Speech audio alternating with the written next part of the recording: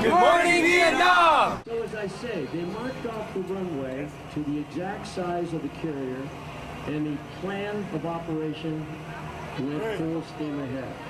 When first told about this, every single pilot and crew member was given an option by then Colonel Doolittle.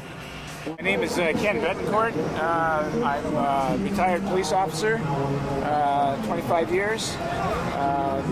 I spent from later part of 1962 to 1965. I was in Vietnam. Was a Special Forces advisor in 1960, latter part of 1962 to 1963. Then I was with the 173rd Airborne Brigade after that. I was a general's bodyguard for General William Westmoreland and General Ellis Williamson for the 173rd Airborne Brigade. I flew as a bodyguard for him in his helicopter over different terrains of Vietnam. Was wounded twice.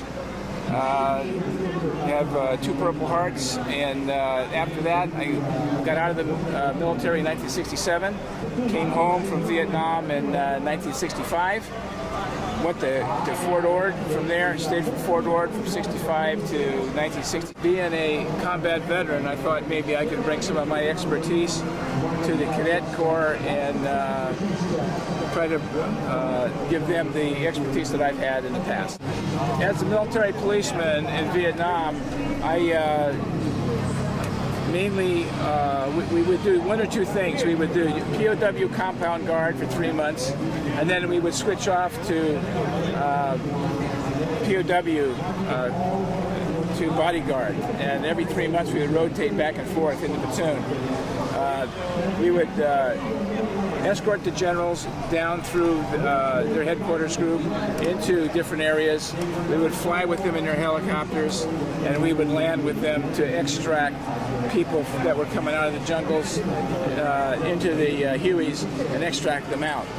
Of course, in those incidents, the generals weren't involved with that, but when we would get into a situation and draw fire, the other helicopters would form around the general's helicopter if the general's helicopter got hit or whatever, so that he could run to the nearest aircraft to get him out of there.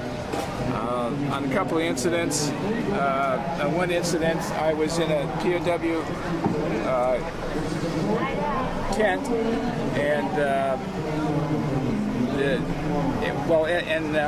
before that I was escorting the general down to the tent, and then I got into the tent, and then I got shot by a sniper. And that was my experience with the bodyguard work for the general.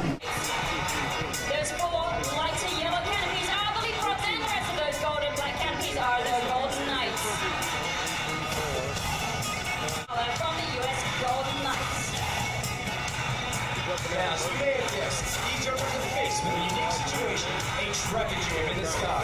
They must gain vertical separation to allow for individual approaches into the target area.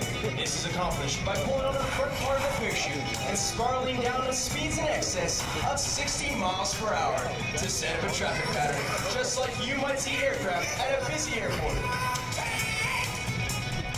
Parachutes used by the Golden Knights are flexible wing gliders. They are constructed of a lightweight ripstop nylon and have an inherent forward airspeed of 22 miles per hour. To turn left, the jumpers pull down on the left steering line. To turn right, the jumpers simply pull down on the right steering line. As the jumpers near the target area, they'll pull down on both steering lines simultaneously to ensure the safest and softest possible landing.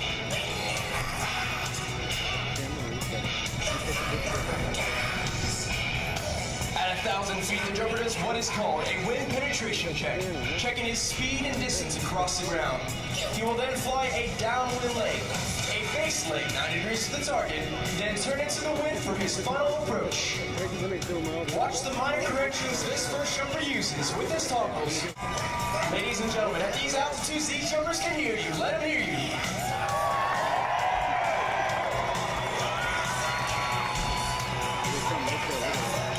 High standards identify individual members of the United States Army Parachute Team.